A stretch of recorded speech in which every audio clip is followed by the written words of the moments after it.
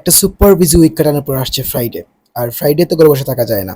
ফ্রেন্ডরা কল দিচ্ছিল। যে জায়গায় আমরা রেগুলার আড্ডা দিতাম সেই জায়গায় হচ্ছে শুধুমাত্র ফ্রাইডেটাই টাইম পাই আমরা আড্ডা দেওয়ার জন্য। এজন্য ওরা কল দিচ্ছিল এবং আমি রেডি হচ্ছিলাম। অ্যাজ অলওয়েজ আমি অলওয়েজ লেট করি। যখন আমি শুয়ে আছি ওরা কল দিলে বলতেছি আমি রেডি হচ্ছি তোরা বের হ। আর নরমালি হচ্ছে কি ওরা অপেক্ষা করতে, করতে চলে আসছিল বাসার সাইটেই।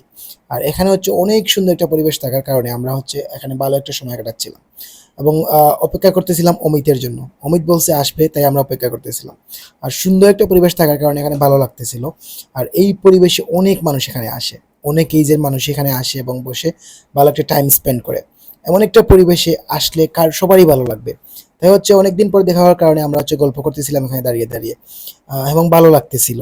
আমরা প্ল্যান করতেছিলাম কোথায় যাওয়া যায়। যেহেতু আজকে ফ্রাইডে, আমরা পিক করতেছিলাম যে সুন্দর একটা পরিবেশে গিয়ে আমরা আড্ডা দিয়ে আসবো। এবং নেক্সট উইক আগে হচ্ছে আমরা বিজি থাকবো তাই হচ্ছে আমরা চিন্তা করছিলাম যে ভালো একটা প্লেসে যাবো এবং আড্ডা দেবো। এবং এই বলতে, বলতে